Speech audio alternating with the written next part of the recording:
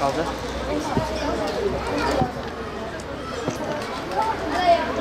Neyse. Abi gel.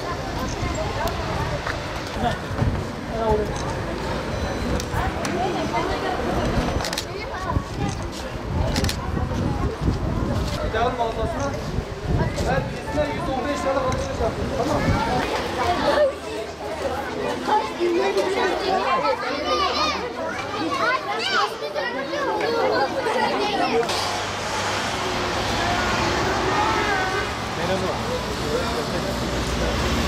Kaç?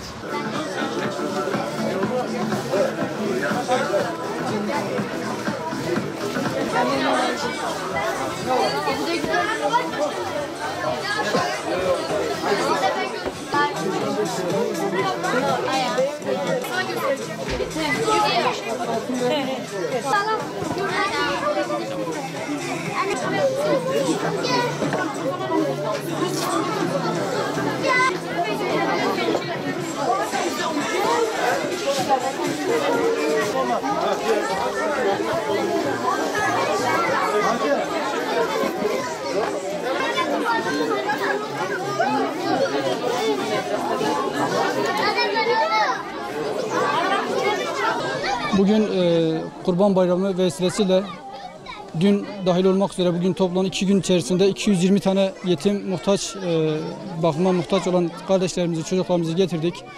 Bugün onları giydiriyoruz.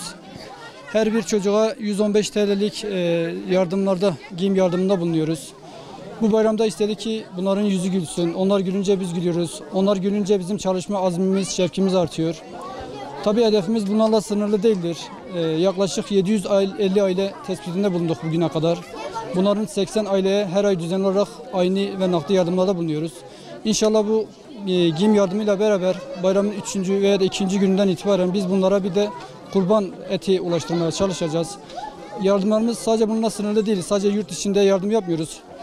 Aynı zamanda Umur Kervanı Vakfı aracılığıyla birçok Orta Afrika ülkelerinde, Myanmar'da ve benzeri ülkelerde hem kurban yardımlarımız, hem giyim yardımlarımız, hem nakdi yardımlarımız ve birçok kalemde olmak üzere yardım faaliyetlerimiz devam etmektedir.